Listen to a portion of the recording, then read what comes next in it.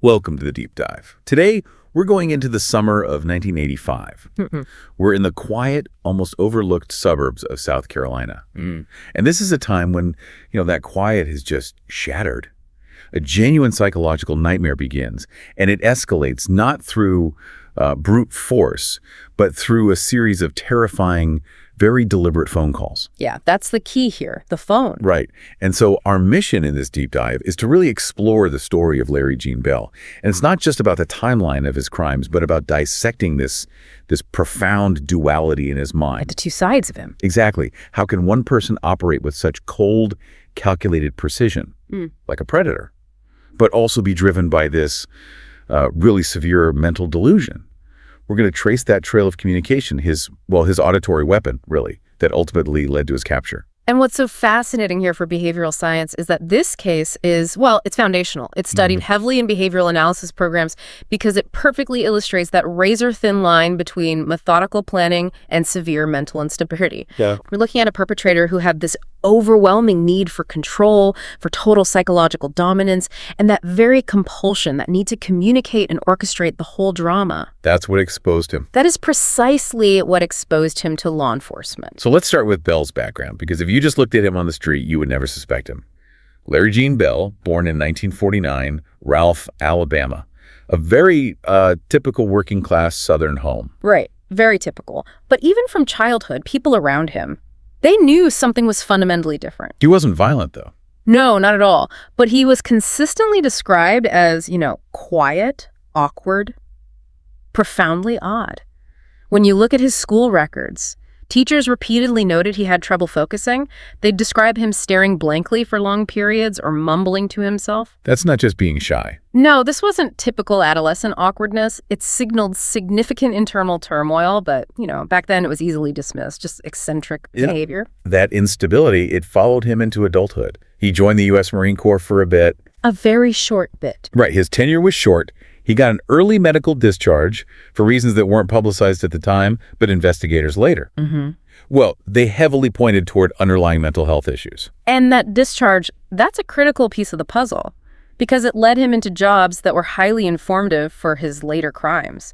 He drifted. He was an electrician, and crucially, a security guard. If you're trying to understand a methodical criminal, look at his resume. Exactly. Being an electrician gave him intimate knowledge of home layouts, of wiring. Being a security guard taught him about locks, alarms, access systems, how to be quiet. He was learning how to defeat the very systems he was supposed to protect. So he's building this dark skill set, maybe without even realizing it. But under that unremarkable surface, the warning signs were getting more intense. Coworkers called him oddly intense. Right. He could be friendly one moment and then just shift this deeply unsettling, sustained stare. And he was known for making inappropriate, harassing comments toward women, especially younger women. And the delusion starts to become more overt. It does. Neighbors later recalled him sometimes speaking openly about voices that gave him specific instructions. So this is our first real look into the schizoid element of his personality. We're moving beyond just antisocial behavior and into genuine psychological fragmentation. So let's talk about that fragmentation. You mentioned terms like paranoid schizophrenia, dissociative identity traits. For listeners, what does that combination actually look like? How did it let him seem so normal to so many people? That's a really important distinction to make. I mean, he was never officially diagnosed before the crimes, but the profile suggests this severe internal disconnect. The dissociative traits, they allow for a detachment from reality, a sense of himself as Larry, just observing other parts of his consciousness. Well, the paranoid part. The paranoid element fuels this intense suspicion and a need for absolute control over his environment. He could hold down a job because he was high functioning, but his inner world was just a chaotic, fractured mess. He tried to stabilize it by imposing order on the world outside. In that need for control, it manifested so tragically on May 31st, 1985. Lexington County.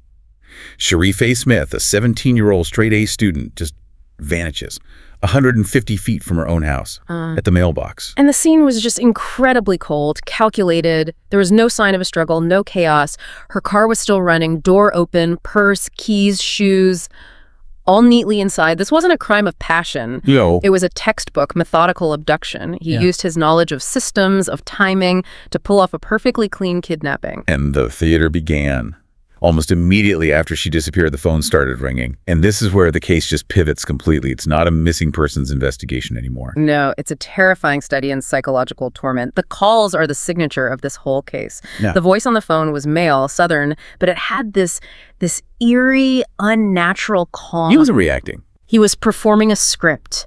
He starts tormenting the family, revealing these intimate, personal details about Shuri's life that only the abductor could possibly know. This wasn't about ransom. It was strategic torment. It was about demonstrating total dominance over the family, over the investigation, over everyone. What he did next, though, wasn't just cruel. It might be the most chilling piece of psychological manipulation in the entire case. He tells the family that he instructed Sherry to write her own last will and testament. Just think about the level of control that takes. He forces this highly religious, well-adjusted 17-year-old girl to write a farewell message in her own hand, calmly expressing love for her family, her faith, saying she knew she was going to heaven. Unbelievable. And investigators who heard the recordings were just struck by the duality. Bell's voice, while he's delivering this horrible demand, was often polite, measured even, but completely devoid of any flicker of human empathy. He was detached. He wasn't just committing the crime. He was directing a piece of horrifying performance art. With the Smith family as his captive audience. Yeah. This psychological warfare just... It continued. On June 5th, Bell called again. He gives methodical, emotionless directions that lead authorities right to Shuri's body. And you have to imagine the community must have felt some relief, hoping the nightmare was finally over. But it wasn't. Not even close. Just 9 days later, 9-year-old Deborah May Helmick vanishes from her yard nearby. And that second abduction told investigators immediately that the motive wasn't resolved by finding Shuri's body. Bell was addicted to the control, the attention. And who does he contact? He doesn't call the Helmick family. He calls the Smiths again, the people he had already established this terror relationship with. He keeps his campaign going, taunting them with these cryptic, carefully worded clues about where Deborah was. And this confirmed a critical hypothesis for them. His victims were interchangeable. His crimes were never really about Shuri or Deborah. They were entirely about the strategic torment he could inflict on the survivors and his need to direct the entire narrative. The Smith family was his perfect audience. He was determined to keep the show running. But the very thing that made him feel so powerful, that constant needling communication, it was what doomed him. Completely. He was clever, He used payphones, kept the calls brief, so direct tracing was impossible. So authorities had to focus on the one piece of evidence he kept leaving behind: his voice. They realized they needed to treat that voice recording like an auditory fingerprint. It had to be unique enough. And they analyzed everything. The slight Southern drawl, the unnaturally slow and deliberate speech, and crucially, this odd, almost theatrical emphasis he put on certain words. It was recognizable. They just needed someone who knew him well enough to hear past the performance. Exactly. And this is where his meticulous planning just collides with his profound arrogance. Authorities started playing these haunting recordings for hundreds of people in the community, just hoping to spark a memory. And it worked. It finally worked. A bookkeeper from a local construction company listened to the tape, and she recognized that unique speech pattern immediately. She knew that voice. It was Larry Gene Bell. He'd worked there as an electrician and had been dismissed just weeks before the first abduction. So police immediately pull his background. The erratic behavior, the harassing calls to women. Yeah. They knew they had their man. Okay. But they still needed that physical evidence to tie this auditory ghost to the actual crime scene. So they get a search warrant for his home, and the evidence they find, it just supports that whole duality we talked about. They find items from a methodical planner, a roll of duct tape, detailed phone directories, letters that matched the handwriting in Shuri's last will and testament. He kept trophies of his control. But the undisputed clincher, the one physical piece of evidence that broke the whole case open, was a fingerprint. Bell, in his zeal to orchestrate this psychological theater, had sent an envelope to the Smith family. Probably with another taunt or a clue. Exactly. And a single fingerprint found on that envelope matched Larry Gene Bell. And that's it. It's the perfect illustration of criminal arrogance as a fatal flaw. His crimes were technically sophisticated, clean abductions, untraceable calls, but his severe psychological need for dominance compelled him to stay involved. He just couldn't resist. He couldn't resist talking, calling, sending notes. He created the very physical evidence, the fingerprint, and the auditory evidence, the voice that betrayed him. His control compulsion was his own undoing. Bell was arrested on June 27, 1985, at his parents' home. And after the arrest, His fractured mind was immediately on display for investigators. He was polite, even deferential, but incredibly evasive. Yeah, he started speaking about himself in the third person, saying things like, Larry didn't mean to hurt anybody, as if Larry was just an observer of his own actions. He even claimed to have distinct alternate personalities inside him. He named them Marty and Dog. And this behavior becomes the entire cornerstone of his defense at trial. Absolutely. They argued legal insanity, dissociative episodes, this bizarre public behavior. The defense was basically saying he couldn't have planned this because he wasn't mentally present. But the prosecution, they countered by focusing on the methodical nature of the crimes.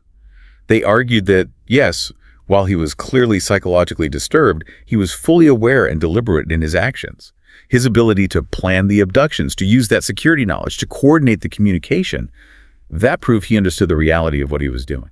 And the jury agreed with the prosecution. In 1986, Bell was convicted of kidnapping and murder, sentenced to death by electrocution. But of course, behavioral questions lingered. And if we look at that psychological synthesis, you mentioned he combines two criminal archetypes, the methodical and the disorganized offender. How does one person embody both of those? They seem like complete opposites. Well, it comes down to the function of his delusion. The methodical offender, in criminological terms, is a planner. They're socially competent enough to lure victims, they're meticulous, and they're focused on control. Bell did all of that. But the disorganized offender often leaves clues, shows signs of paranoia, and exhibits profound mental instability, which is exactly what Bell displayed with his rambling to neighbors, his bizarre post-arrest claims, and, of course, his compulsion to talk. So his meticulous planning was actually a symptom of his underlying illness. It wasn't a sign of some pure criminal genius. Exactly. His control was a way to manage the internal chaos of his paranoid schizoaffective disorder. He wasn't planning the crime as a rational actor. He was imposing a pathological order on the world to make sense of his delusions. And during his decade on death row, that duality remained inconsistent, sometimes calm, sometimes speaking in riddles, sometimes quoting Bible verses. Larry Gene Bell was executed on October 4th, 1996, and his final statement was just a classic example of his fragmented reality. It was a rambling, incoherent message about faith and forgiveness, delivered not to the victims' families, but seemingly to the delusions in his own mind. So we spent this time seeing how Larry Gene Bell managed to hide behind this ordinary face. He leveraged the functional knowledge from his jobs, and he used this chilling, performed sense of control to torment entire families. And his voice, which he meant as a tool for dominance, became the very weapon that brought him down. The Larry Gene Bell case remains a fundamental case study because it proves that calculated strategic evil often coexists with profound psychological fracture.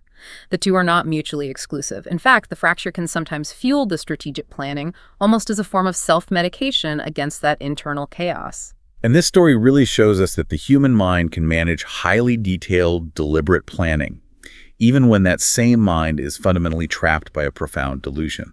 Which raises an important question for you to think about. When we analyze acts of extreme cruelty and precision, when is that control a reflection of true strategic genius? And when is it merely a symptom of a profound pathology?